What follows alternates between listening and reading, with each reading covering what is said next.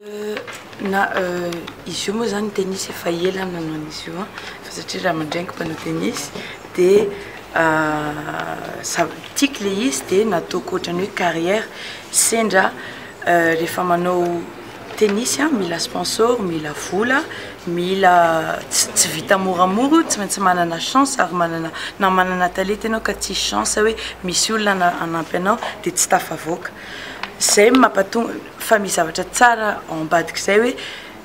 manao tennis tsy hoe rehefa tsy tafita amin'ny carrière professionnelle tsy afaka manao prof de tennis dia zay no nampatonga nanamadika hoe ou aka diplôme any France, diplôme d'état dia avy eo hiezaka ny ampianatra eran'izao tontolo izao. Chanseko moa hoe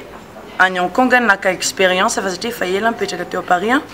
dia any Hong Kong nanana possibilité nicréer ko an'ilay société. Mahay tsika manana talenta ny malagasy ary mahay mihitsy tsika fa satria betsaka tamin'ny heritaona no nanao championnat de France finaliste ary gagnant tamin'ny championnat de France nefa gasy. Tsy vita moramora fa satria mila vola manao tennis na dia manana talenta aza ianao tsy vita moramora fa heureusement que manana ny ataontsika hoe ny fédération internationale no afaka manampy any joueur jeune makainy ivelany manao tournoi sy mireprésenter any pays anao dia eo ianao no afaka mivoatra hoe eo zany ianao no afaka mivoatra. Zay hoe raha déjà aloha ny connaissance ny fomba ampianarana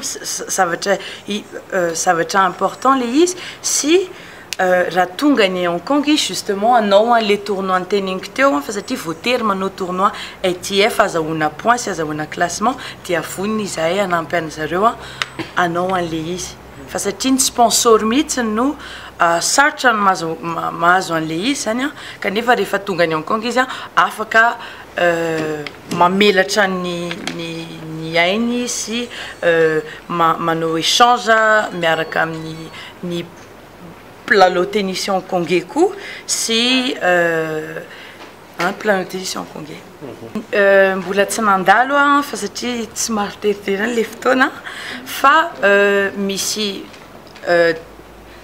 club zany efa fantatro hoe club misy club ngoda efa fantatro hoe mpanao tennis taloha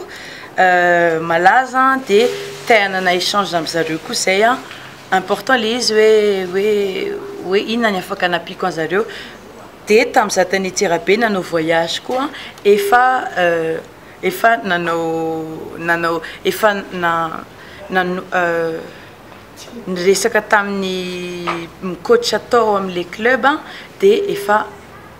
afaka manampy anazy zay araka ny matériel fa satria matériel koa lafo eto dia zay aloha afaka hanampiny anazy.